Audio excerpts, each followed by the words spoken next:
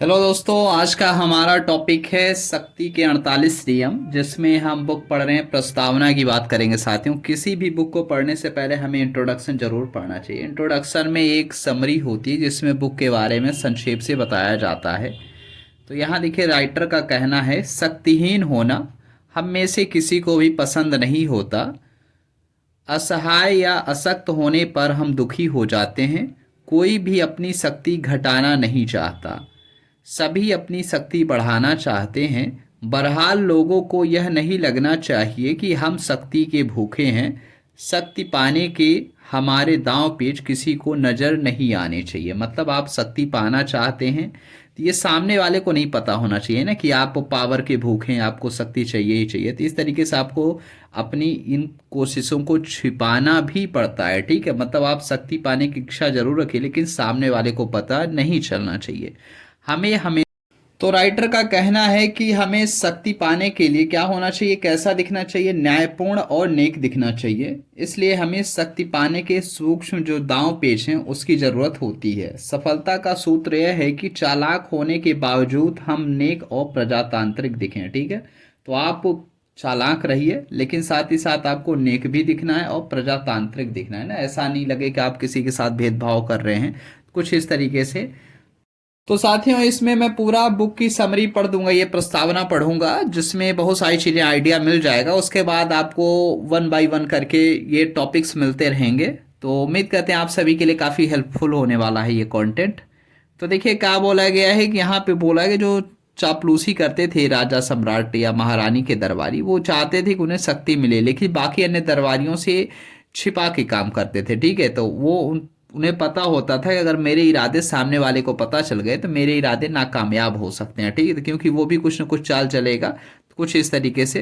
तो वे सूक्ष्म तरीकों से अपने स्वामी का दिल जीतने की कोशिश करते थे। जो दरबारी इस सूक्ष्म कला में समर्थन और समर्थ होते थे, कैसे होते थे, समर्थ मतलब सक्षम होते थे और कुशल होते थे, है ना, उन्हें अपने साथी दरबारियों से सतर्क रहना पड़ता था, क्योंकि वे उन्हें दरकिनार करने की योजनाएं बनाते रहते थे। ठीक है, और दरबार सभ्यता और संस्कृति की पराकाष्ठा माना जाता था। ठीक है, तो आप जैसे सभी जानते हैं, जो दरबार होता था राजा का, वहाँ पे आप देखेंगे सभ्यता और संस्कृति की पराकाष्ठा माना जाता था। इसलिए वहाँ शक्ति की हिंसक एवं खुली चालों को पसंद नहीं किया जाता था, है ना, क्योंकि आप सभी जानते हैं जो राजा या सम्राट होगा वही सर्वोपरि होगा। तो बाकी जो दरबारी वगैरह हैं तो वो क्या कर सकते हैं, एक तरीके से छिपी हुई चालें चला करते थे ना, प्रॉक्सी वार आप कह सकते हैं साथियों। और नेक्स्ट क्या बोला है कि जो दरबारी शक्ति का खुला प्रयोग करते थे, दूसरे दरबारी गोपनीय रूप से उसके खिलाफ काम करने लगते थे। यह दरबारी की दुविधा थी कि इस तरह से उन्हें शालीनता की मूर्ति दिखना था और दूसरी तरफ उसे अपने विरोधियों को दबाकर आगे निकलना था। ठीक है, मतलब क्या करना था आपको, एक तरीके से ऐसा दिखाना है कि आप बहुत शालीन और शांत व्यक्ति हैं, और दूसरी तरफ आप अपने विरोधियों को क्या कर रहे हैं, पीछे ढकेल रहे हैं। ठीक है, मतलब उन्हें दबा के रख रहे हैं ताकि आप पूरा का पूरा नियंत्रण स्थापित कर पाएं। सफल दरबारी ने समय के साथ अपनी चालों को छिपाना सीख लिया और अपने विरोधियों की पीठ में छुरा भोंकते समय भी उनके हाथ पर मखमल का दस्ताना। क्या बात है, देखिए कितना शानदार बात लिखी है कि जो सफल दरबारी होते थे, जो इन सब चाल में माहिर हो जाते थे, वो अपने क्या करते थे, जो भी दरबारी होते थे उनको क्या करते थे, एक तरीके से छुरा भी भोंक रहे हैं और लोग को पता भी नहीं चलता आखिर छुरा किसने भोंका। कुछ इस तरीके से, मतलब आप अपने चाल को एक्टिव कर ले रहे हैं, सामने वाला परास्त भी हो जा रहा है और आप सक्सेसफुल हो जा रहे हैं। कुछ इस तरीके से आपको देखने को मिल जाता है। तो यही सेम चीज लिखा है कि मखमल का दस्ताना, और उसके चेहरे पर मधुर मुस्कान होती थी।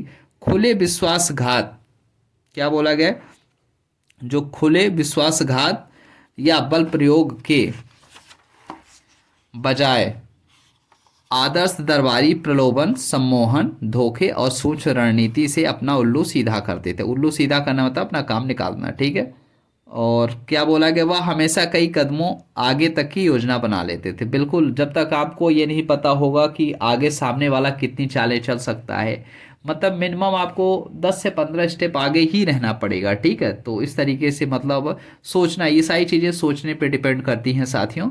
आप कितना बेहतरीन तरीके से सोच सकते हैं, आपकी तर्क शक्ति कितना बेहतरीन है। ठीक है, और नेक्स्ट क्या बोला है कि दरबारी जीवन एक अंतहीन खेल था। जिसमें सतत सावधानी और रणनीतिक चिंतन की जरूरत होती थी। यह सभ्य युद्ध था। कैसा युद्ध था साथियों? सभ्य युद्ध। सभ्य युद्ध मतलब ऐसा युद्ध जिसमें आप तलवार वगैरह इन सब का प्रयोग, अस्त्रों का प्रयोग नहीं कर, जो शस्त्र वगैरह होते थे इन सब का आप प्रयोग नहीं कर सकते थे। पूरा का पूरा बुद्धि पे, आपके पूरा कुशल व्यवहार और बुद्धिमत्ता पे निर्भर होता था, इसलिए इसे सभ्य युद्ध बोला गया। आज हम भी दरबारियों जैसे विरोधाभास का सामना कर रहे हैं। हर चीज सभ्य, नेक, प्रजातांत्रिक और न्यायपूर्ण दिखनी चाहिए, लेकिन अगर हम सचमुच इन गुणों के हिसाब से चलेंगे तो हमारे आसपास के ज्यादा समझदार लोग हमें कुचल देंगे। जैसा पुनर्जागरण काल के कूटनीतिज्ञ एवं दरबारी निकोलो मैकियावेली ने लिखा है ना। तो मैकियावेली देखिए, जैसे अगर आप भारत के परिप्रेक्ष्य में देखते हैं तो भारत में आपको एक राजनीतिक चिंतक देखने को मिलते हैं जिनका नाम आचार्य चाणक्य, आप सभी जानते हैं। ऐसे ही जब आप यूरोप में देखते हैं तो यूरोप में आपको जो एक राजनीतिक चिंतक देखने को मिलते हैं, फिलोसफर है ना, पॉलिटिकल फिलोसफर आप कह सकते हैं साथियों, तो वो मैकियावेली थे। मैकियावेली ने द प्रिंस नामक किताब लिखी थी और द प्रिंस काफ़ी ज़्यादा चर्चा में रही, क्योंकि वहाँ पे जो भी लिखा है, जैसे आप चाणक्य नीति पढ़ते हैं वैसे वहाँ पे द प्रिंस चला करती है। तो मैकियावेली ने क्या लिखा है कि जो व्यक्ति हमेशा अच्छा बनने की कोशिश करता है, बहुसंख्यक बुरे लोग। तो साथियों मैकियावेली लिखते हैं, जो व्यक्ति हमेशा अच्छा बनने की कोशिश करता है, बहुसंख्यक बुरे लोगों की दुनिया में उसका विनाश तय होता है ना। मतलब बहुसंख्यक बुरे मतलब उस समाज में जहां ज्यादातर लोग बुरे ही बुरे हैं, अगर आप अच्छा बनने की कोशिश करेंगे तो जाहिर सी बात है आप मारे जाएंगे या आपका अस्तित्व खत्म हो जाएगा। तो कुछ इस तरीके से लिखा है, काफी शानदार चीजें लिखी हैं साथियों।